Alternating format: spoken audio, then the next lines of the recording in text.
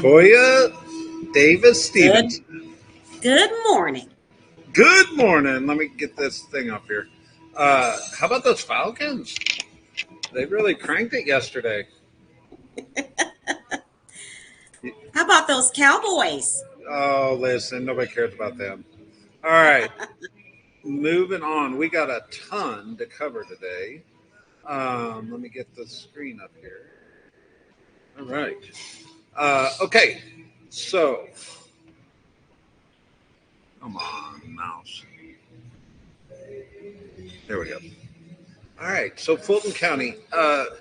Our active stats are really screwed up, guys. So we changed the way we were searching a couple weeks back. We've changed it back, but I'm not even going to talk about it this week because it doesn't make sense.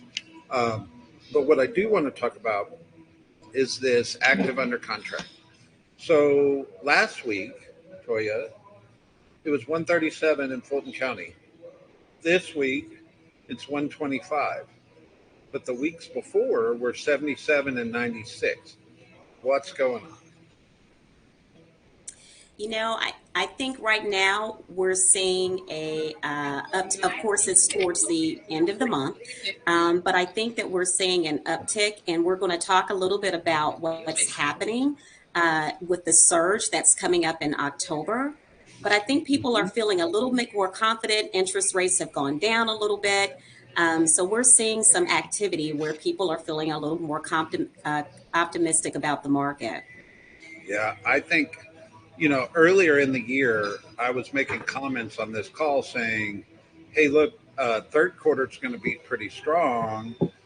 And I'm a little nervous about fourth quarter, but I'm sitting here today, 2 days from fourth quarter starting, going, it's looking really good. It Um, is. and we're on a incline going right now, not a decline, which is a little counter historic, if you will. I mean, there's 262 pending. Look at what the numbers were at the beginning of the month. It's like 51, 59. Now we're at 269. Uh, that is a big change. And if you're Yep. an agent in the marketplace, you should feel it right now. You should definitely feel it right now. And look at those closing numbers: 272, 276. If I go back, it was 169 or 293 at the end of August. And at the hmm end of July, it was 271. So we're having summer volume in That's what I September. was about to say. It feels like peak season. Yeah. And so, if you're an agent on here, you should feel it. If you're not feeling it, you should lean in and find out what's going on. But bottom line is, the market's moving right now, and I gotta believe it's some interest rate driven. I hmm also think it's consumer confidence driven right now. Correct. Um, and I'm pretty doggone encouraged for fourth quarter right now. I would agree. Okay, let's see if the other counties are the same. So DeKalb, like I said, active doesn't make sense right at the moment, but active under contract, DeKalb went down, but it hmm was a big week last week. So maybe DeKalb's not experiencing it the same, but if you look at the pendings, 166 a week ago, 155 this week. You look at the closings, 191, 189. These are greater than the numbers we were seeing in the summer months. Um, Absolutely. so they're definitely seeing it in the actual results. Maybe it was an off week in DeKalb County for going under contract. We'll see next week, right? And then Cobb County, 75 active under contract. They had 53 and 66 the first 2 weeks of the month. But if you look back, they were at 85, 94, 105, 89. So we're not back to summer levels in Cobb County, but we're certainly in big levels in Cobb County. And then pendings, 181, 155. These are consistent with what was going on in the summer. And then closings, 195 a week ago, 172 this week. Look at the drastic difference from the first 2 weeks of the month. Um, it sure feels like, man, we are pushing hard and going. What do you think? I love it. It definitely makes you feel good. And I think it's good news for us to share with our clients as well. So I'm Yeah. excited. All right. So, foot and mouth moment for Brett. I made comments earlier in the year saying, man, I think we're going to be 6.5% interest rates by the end of the year. And we're sitting here today at 6.38, which is a little up from what it was a week ago. But the reality is that housing market shows signs of recovery with rates expected to fall below 6% next year. Put a pin in that for a second. But the most important part is that housing market shows signs of recovery. We see that all over the data. What Absolutely. do you think? So the Well, pin, go ahead. go ahead. Well, the pin in that says Fannie Mae forecasts rates to be 5.9% by the end of 2026, i.e., below 6%. That's not a lot below 6%. I think we're going to hover around 6.25, maybe bounce between 6 and 6.25 for the extended near future. And I think people are going to feel even better. That's what they've been looking for. So as we continue to see those trends, we'll see some affordability that will be in there with payments being more comfortable and people feeling better about purchasing. Yep. There you go. All right. So this next article, I want everybody to pay attention.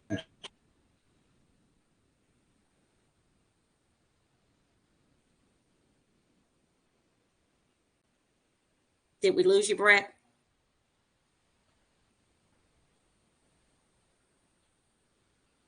Uh-oh, we can't hear you. I can't.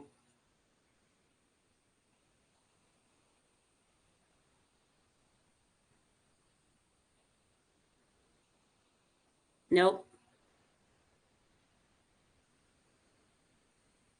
All right, the best time to buy a home is the week of October 12th through the 18th. This article was so inspiring to me, and I'll tell you a couple of things that really kind of stood up is that we're looking at higher inventory. So now people are actually having options to look at lower prices. So we've seen these prices actually come down across the nation, really, in terms of housing prices. And then there's less competition. So historically, the week of October 12th and 18th, we've always saw that that was actually a balanced market mix conditions that favor buyers. And a lot of people have asked, are we in a buyer's market? Well, I think in some pockets there may see some of that, but really we're in a balanced market and we're really seeing that this is the opportunity for people to really take advantage of it, where buyers can really come in, lean in, and we should see some surge take place during these weeks. Did I Can you get? hear me now, Toya? I can hear you now. Yep. All right. Sometimes there's a setting, and I'm on AirPods today, so it clicked onto my phone. Anyway, I think what's cool about this is how do you use this messaging to get buyers in your pocket right now? Really to have the market of the moment conversation. I think this is an excellent opportunity to reach out to our database to let them know that, hey, there's more opportunities here. Interest rates have gone down. There are more options for you to look at. So I think we can take a couple of different opportunities, whether it's on our social media or even driving hard in our database to talk about the Yep. opportunities that are here. So here's what it says. It says nationally, the week of October 12th through the 18th is projected to be the best time to buy a home. Historically, this week offers the most favorable balance of market conditions for buyers. Inventory tends to be elevated. Prices typically dip below their seasonal peak. Buyer competition slows, and the overall pace of the market becomes more manageable. Yep. I think I'm hoping this article made it into our social media scripts, but if not, we can certainly get one. But this is certainly a talking point that's very timely right now. And I do think that this also has, with the interest rates, we still have affordability challenges. So I think this is an excellent opportunity to be able to lean in on some of those opportunities that we have in the market with this information. Perfect. All right. Our next article, Toya. So last week, when we jumped on the industry update, this had just hit the newsreels that Compass was attempting to acquire Anywhere, which is the conglomerate of Coldwell Banker, Century 21, all those guys. Um, so a couple talking points, and then my thoughts. So I think this obviously it's not a done deal. It's got to be Federal Trade Commission approved and all that. It's 6 months to a year away anyway. I think it's a big nothing burger. I think Hmm. if you just look at stock prices, right after this was announced, the stock price of Anywhere went up and the stock price of Compass went way down, which just says the Wall Street money thinks it's a great deal for Anywhere and a bad deal for Compass. But where my brain is, and one of my roles obviously is to prepare us for the next 3 5 years in the industry. Hmm. And obviously, Robert Refkin is on a warpath around this private listing network conversation. I think this is part of his play to try to make that a bigger conversation. The truth is, we have technology we could turn on today to Hmm. give us a private listing network, and we have way more market share than they do in Metro Atlanta. So ours would be 10 times more powerful, yet there's pros and cons to it. And, Yeah. the challenge here is if you were to take a private listing network or a private listing and market it, the Zillows of the world will ban that listing from being on their platform. So, what's more powerful, to have a private listing or to have your listing on Zillow and Realtor.com and so forth? Honestly, we're going to let them fight it out at the moment. But we're on top of it and prepared if that becomes a big deal. Um, but I think more so is this next article, Toya, which is um, they're talking about MLSs explore separation from Realtor Association. Well, in Atlanta, FMLS is not owned by the Board of Realtors. However, Georgia MLS is. And most of the country, the MLSs are owned by the Board of Realtors. Correct. And I think there's going to be some separation between those. And I think the three big conversations in the next year are probably going to be, is private listings the right thing or the wrong thing to do? Does MLSs make moves? Now, whether it affects us or not specifically in Atlanta because FMLS is so strong, Hmm. it certainly is going to change the value proposition of the Association of Realtors And I think that nationally. that is the biggest part to this, is that whereas the value proposition is going to have to really be shown through the boards. So I don't know that this would necessarily be a bad thing, across the nation. Yeah. We're in a unique situation where we actually have two MLS systems. And as you said, FMLS, definitely has its reach across all of the counties for the most part. But I do think that the realtor associations will have to certainly show some value proposition for agents. Oh, yeah, for sure. And it's interesting to say the least. It's just something to keep your eye on. We try to make sure Mhm. we cover everything on here because we want to make sure this is an industry update, right? Like we're talking about everything. Know what I mean? Yes, yes. All Let's right, talk next. about AI. Well, AI is changing, but uh, this is not really an AI conversation, but AI is a part Hmm. of it. Hmm. And I want to be clear. I, I think Fellow is a great technology tool, and I'm not advocating that everybody goes and signs up for Fellow and spends money on Fellow. However, what I am advocating for is what I would call reigniting your database. And So if you think about this conversation for a second, Toya, you know, 20 years ago, people would mail recipe cards to their database. They would mail newsletters. Uh, they did all kinds of things like pie giveaways at Thanksgiving and things like that. Well, social media comes into play, and I think social media is a very powerful tool for real estate.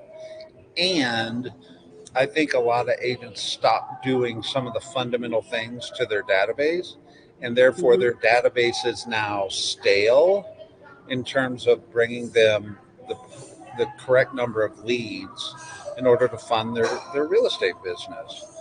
And uh, I think social media is a database tool, but I actually believe that we're not doing enough to our database to really mine for leads as an industry.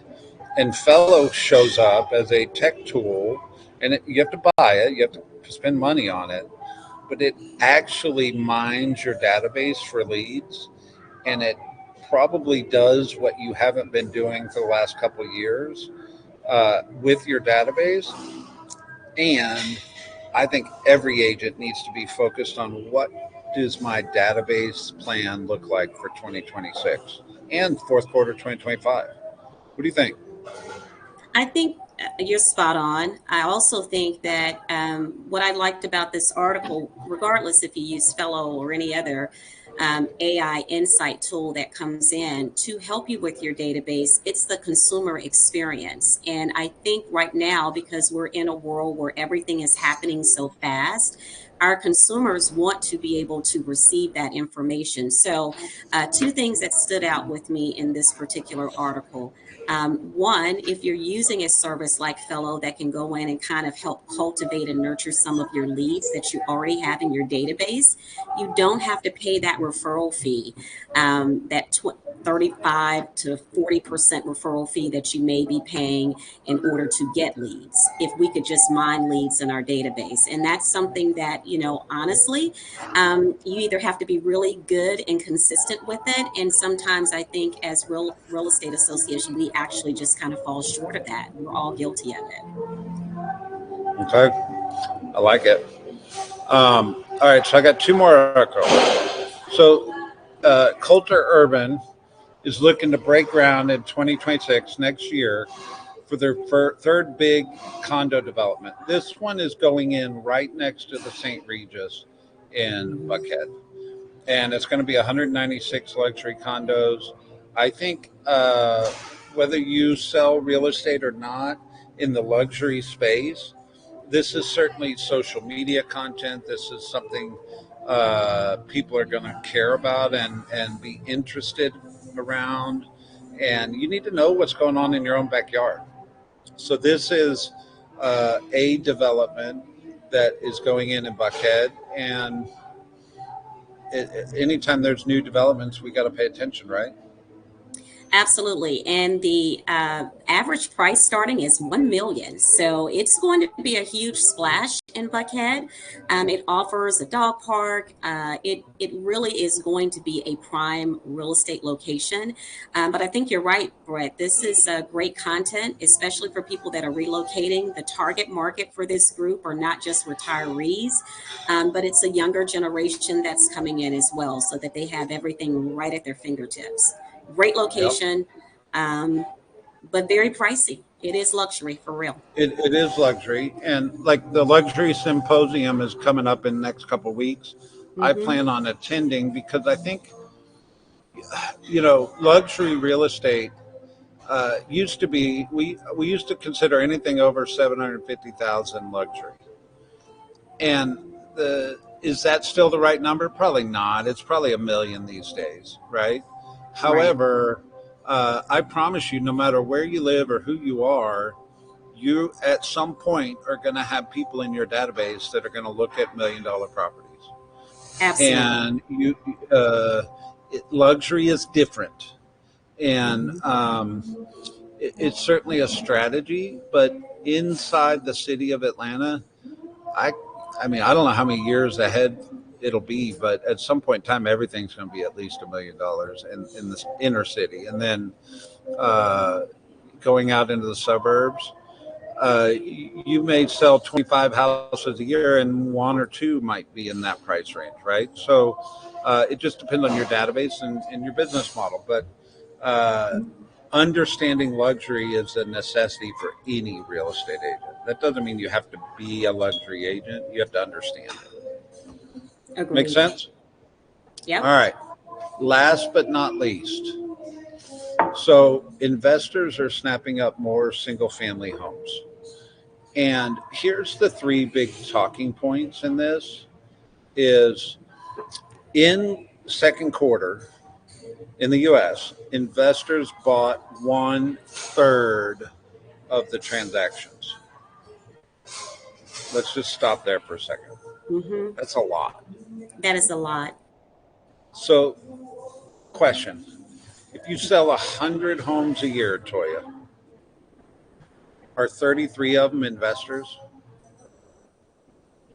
I would That's venture to what, say most agents, the answer is no. correct. So there's a huge opportunity. And what this article really pinpoints, we're hearing a lot about the larger investors, but 33% of the single family homes really were coming from investors that own between 1 to 5 properties. It's the smaller investors that are actually coming in. And it says that 87% of investor owned single home families are the small investors. The larger investors are selling more homes than they are buying. So we're seeing that happen right here in Atlanta, where they're offloading a lot of their properties that they accumulated, probably back in the pandemic. Yeah, so Toya, I'm a small investor, right? Like I'm not a Hmm. hedge fund. Right? I own quite a few rental properties.